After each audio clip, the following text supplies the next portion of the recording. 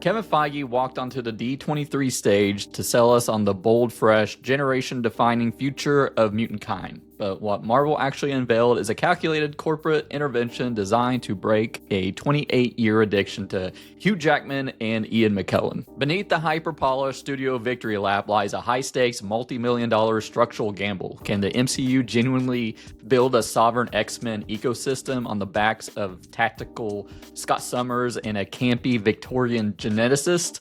Or will the crushing gravity of Fox's historical failure swallow this young roster whole?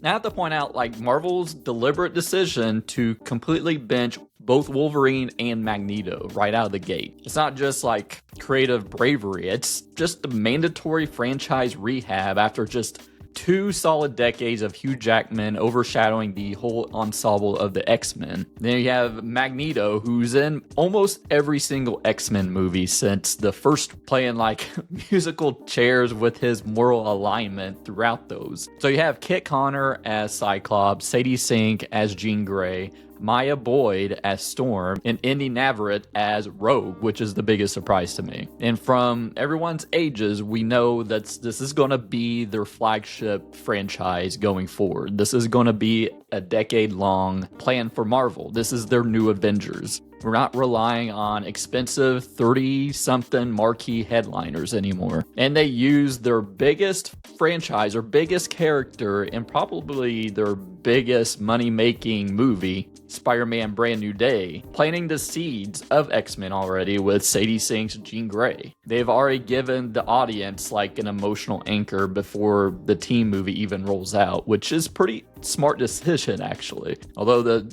Jean Grey thing in Spider-Man didn't completely work for me, you can see my Spider-Man review for that. I mean, there was a bunch of fan casting before Marvel even did their announcement. Yeah, Giancarlo Esposito as Xavier or Glenn Powell as Cyclops on the internet, the fan casting. Now we have to look at Christopher Abbott cast as Professor X. He's 40 years old. This is part of their decade-long keeping these actors young so they just keep using them. And it is an aggressive pivot toward gritty indie legitimacy over algorithmic fan service. But when it comes to casual moviegoers, how are you going to get them to care about grounded rookie Charles Xavier when audiences just spent the last 4 years watching legacy variants drop out of portal gates and just for cheap nostalgia pops? That's what I'm really interested in, especially since they've been burned the last few times with some of the Fox entries. And we have to talk about the director, Jake Schreier. They gave him the reins of this. This is Marvel's biggest legacy IP right now,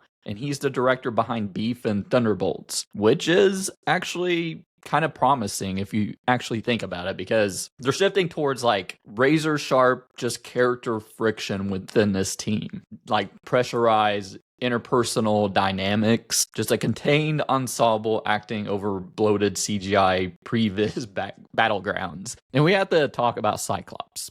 Cyclops is one of my favorite characters in all of comic books. He's always been giving the short end of the stick. I don't like uncomfortable silences. What are you doing?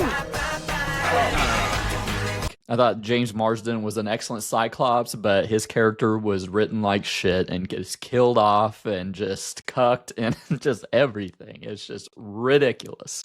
If you look at X-Men 97, they actually give Cyclops his proper dues. And I'm hoping it's the same with this, and I think it will be. Kit Connor's Cyclops needs to be given tactical authority, emotional weight, and real leadership agency instead of just being instantly demoted to the whiny, cuckolded boyfriend role that Fox imposed on James Marsden, sadly. And we need to talk about Jean Grey too, because I don't want them fast-tracking Jean Grey's Phoenix. It seems they kind of touched on it on Spider-Man to see how powerful she is, but it needs to be earned. Jean's foundational human relationships need to be established before even thinking about lighting your hair on fire and burning down the solar system for the third botched time, and actually have it done right this time. Now, they haven't really released anything about the story, but I'm assuming it's going to have the X-Men led by both Charles Xavier, played by Christopher Abbott, and Samara Weaving's Emma Frost. They're kind of like co-leaders. And I think that's a pretty smart choice if they do that. It kind of gives them this ideological split within the team of how to pursue what they're doing. And you can see that in Jean Grey's portrayal in Spider-Man Brand New Day. You have Xavier's naive integrationist diplomacy against Frost's sharp, unapologetic, realpolitik, instantly modernizing the mutant dynamic beyond just like black and white schoolhouse tropes. Now, my favorite casting is Adam Driver as Sinister. Internet kept saying he was Magneto, but he's actually Mr. Sinister. It's awesome because Mr. Sinister was inspired by Dracula, and I want him to lean into Nathaniel Essex's camp and gothic theatrics. I know we get hyped for certain characters playing certain characters in the MCU, and then they just fall flat. We can just talk about Christian Bale and Thor Love and Thunder, and this isn't MCU, but like Oscar Isaac in Apocalypse. We don't need them to be beneath like generic blue makeup or like some skybeam bullshit in the third act. No. Then we have to talk about Indy Navarrete as Rogue and Maya Boyd as Storm. Not much is known by Maya Boyd because she's a Broadway actress and had one role in a short film, I think. And of course, Indy Navarrete is in her breakout role in Obsession is getting this role. Social media is about to burn me out in Navarrete, and she hasn't even been in anything else, but that's not her fault. She's a tremendous talent, and I'm glad she's getting this bag. Maybe I just need to stay off social media completely because they tend to like drive everything into the ground until you're like completely sick of it. So we're in this stage after the next Avengers. I hope we're in this stage of like the post nostalgia. I mean, for years, we've been relying on like legacy cameos and multiverse sugar rushes to prop up diminishing box office returns. And I have to give it to Marvel for attempting this legitimate structural reset, casting younger, theater-trained, and prestige indie actors to rebuild equity from the ground up rather than renting it from the past. I just hope they stick with it by locking in an interconnected young ensemble with co-mentors rather than engineering a star vehicle around a single marquee hero. The studio is betting the team dynamics and ideological friction will drive ticket sales over isolated hero worship. And of course, there's people wondering, where's Wolverine? As an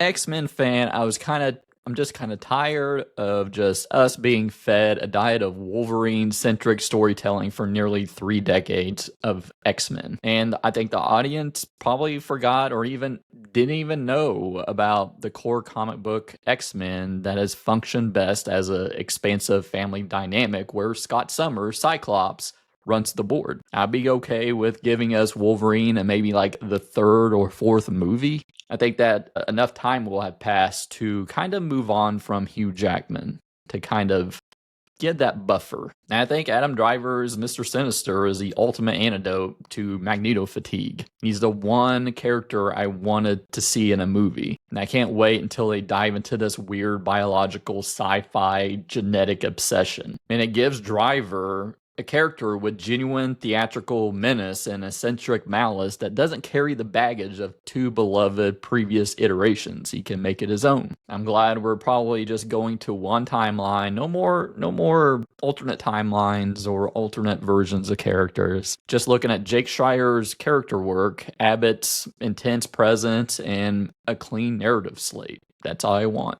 This might be one of the smartest creative directions the mutant corner of Marvel has taken since the turn of the century. For 24 years, the film industry treated X-Men not as a vast philosophical tapestry of civil rights, evolutionary anxiety, and familial dysfunction, but as a convenient delivery system for Hugh Jackman's leather jackets and Patrick Stewart's soothing baritone. Marvel Studios finally looked in the mirror, realized you cannot build a sustainable future entirely out of nostalgia scraps, and made the only brave choice left on the table. They stripped the machine down to its chassis. Whether Jake Schreier can balance the operatic camp of Mr. Sinister against the grounded coming-of-age friction of a rookie squad remains to be seen, but for the first time in a generation, Scott Summers has taken his team back, the genetic stakes are real, and the franchise is looking forward instead of backward. If you're ready for Cyclops to finally be treated like a competent field commander instead of a glorified speed bump, hit subscribe, drop your favorite underrated X-Men comic run in the comments, and tell me if you're ready to embrace Victorian genetic weirdness over metal bending one more time. I'm Wes, this is Atomic Cult Media, and remember, never trust a studio executive who promises they won't rush the Phoenix storyline.